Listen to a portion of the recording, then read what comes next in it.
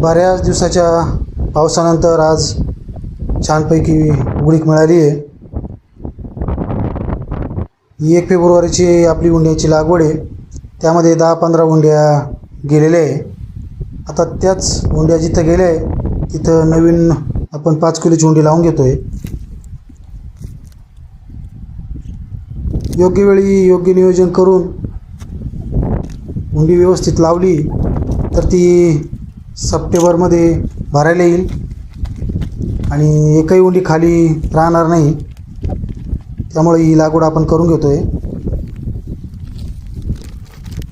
हे Polson route आहे. यावर आपण कलरची व्हरायटी भरणार आहोत.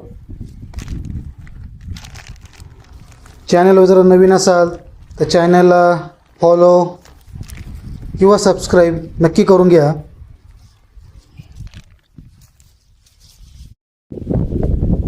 कुंडीमध्येच आपण घरगुती 3 दाण्याचं भुईमुगाचं बियाणं टाकलं आहे.